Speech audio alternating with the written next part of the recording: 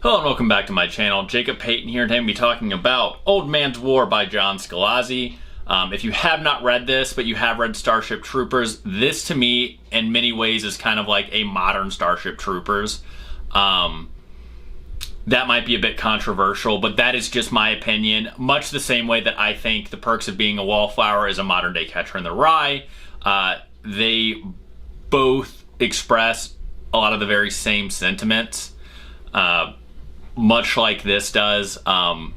Starship Troopers is about like the brutality and also sometimes futility of warfare, and that's very much what Old Man's War is about as well. You know, if you're familiar with Warhammer 40k at all, it is that sort of grim, dark space warfare where you take a planet and then 10 years later you might be having to fight another war on that planet and then lose it altogether to, in this case, it's always alien invaders. It's never like chaos. So yeah, this book is a lot, and there's a lot packed in what is not a very big book. And on the back it says, John Perry did two things on his 75th birthday. First, he visited his wife's grave, then he joined the army. It's a rough universe out there, and the bulk of humanity's resources are in the hands of the Colonial Defense Force, which shields everyday Earth people from too much knowledge. What everybody knows is that when you reach retirement age, you can join the CDF. They don't want young people, they want people who carry the knowledge and skills of decades of living. You'll be taken off Earth and never allowed to return. You'll serve 2 years at the front, fighting ever-changing alliances of hostile aliens. And if you survive, you'll be given a generous homestead stake of your own on one of our hard-won colony planets. John Perry is taking that deal. He has only the vaguest idea of what to expect because the actual fight, light years from home, is far, far harder than he can imagine, and what he will become is far stranger. So basically, John Perry and a bunch of other 70-year-olds and up get put in these alien bodies. They're green. They're approximately like 20 years old, but they're also super strong and super fast. This is all done because the CDF, the Colonial Defense Forces, we find out, has access to a whole bunch of alien technology that they have discovered or taken over the years through various conflicts all across the universe. It becomes very apparent very fast that most of the alien species are outright hostile, and even the ones that aren't hostile in the moment could be hostile at any moment. There is not a whole lot of alliances, or at least this book doesn't really go into all of the alliances that may exist. For the most part, everyone's trying to have colonies and nobody wants to share planets. There's also a very disturbing trend for a lot of the alien species, which for the most part, a lot of them seem to resemble animals on Earth, or at least in the book sense, it is what the soldiers relate some of these species to make them seem a bit more familiar. But they like to eat people, so that is of course an issue, and one that makes having a colony next to them very difficult. That being said, the CDF doesn't really try to negotiate very often, something that the main character and some of his friends are very upset about at times. But once again, this is a very grim, dark universe. It's not as like high gothic grimdark as something, say, Warhammer, but it is very much, if you watch Starship Troopers and you kind of understood a lot of the underlying messages in the movies or even the books, that's what it is. It is just kind of a constant meat grinder of warfare out in space, and if you are lucky enough to survive long enough, you'll be given a position as an officer, maybe move to a desk job, because it does seem that for the most part everyone that signs up is immediately put into infantry until they are proven that they can be valuable beyond something like that, or if they survive long enough to be useful. Because once again, these are clone bodies essentially, so the CDF, I guess as long as they keep getting people in, they can just keep essentially printing out these Captain America-esque green soldiers, right? They're super strong, they heal very fast, heightened reflexes, you know, all the bells and whistles. But, you know, it does come pretty clear that a lot of other aliens out there have a lot of the same technology, or in some cases even have far better technology.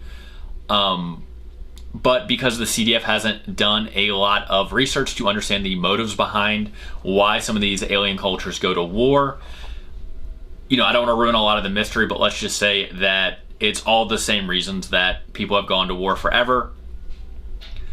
I really like this book. I probably said that in the beginning. I'm going to say that again. The only thing I will say about this book is, you know, I do kind of wish we had gotten to know more about some of these alien cultures, because they were very interesting. I mean, the world building in this book is simply excellent.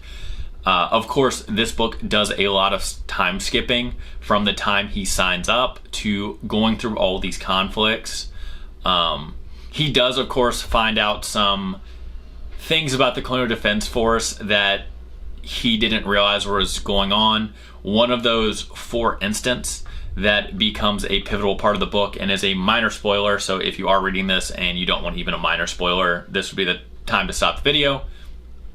If you're still here, I'm going to assume you're cool with the minor spoiler, and it is that if you sign up, even if you die before you make it through your CDF training to get your new body, they still use a version of you to make a body out of.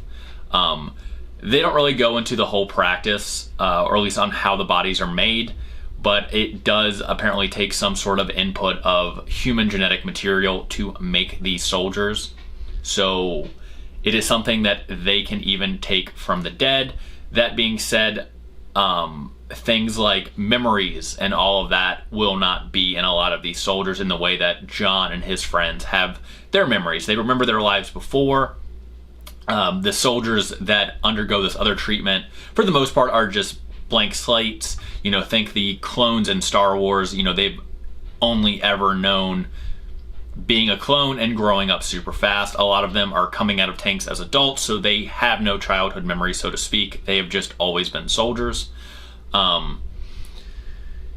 Yeah, there is a lot going on in this book. I liked it a lot. This is just a really good science fiction book. There is a lot of action and adventure, a lot of high technology concepts, a massive amount of world building for what I think is, you know, under 400 pages essentially. So, I mean, you know, yeah, 410 pages is what it comes out to. I mean, there's just so much world building. All of the alien cultures that get introduced feel very lived in. And like I said, I would have loved to have learned more about them, or even seen like a larger scale conflict, if that makes sense.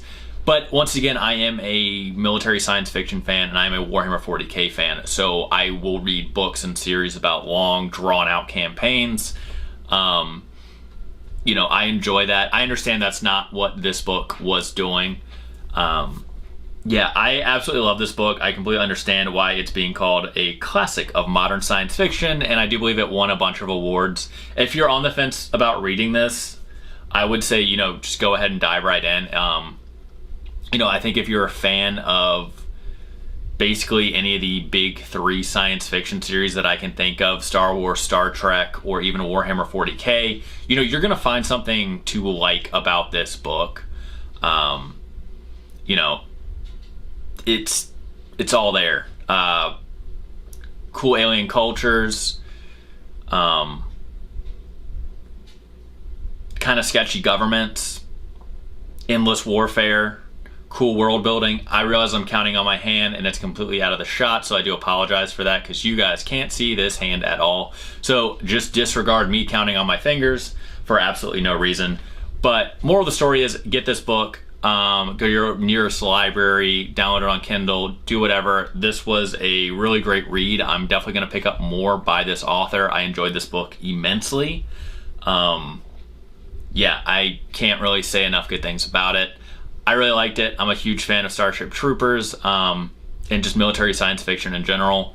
So yeah, I can't recommend this book enough. If you've read this book, you liked it, you didn't like it, let me know in the comments. If you know about more books like this, also let me know in the comments. I'd love to hear about them. And as always, I hope you guys enjoyed this video, and please like and subscribe, and I will see you guys next time.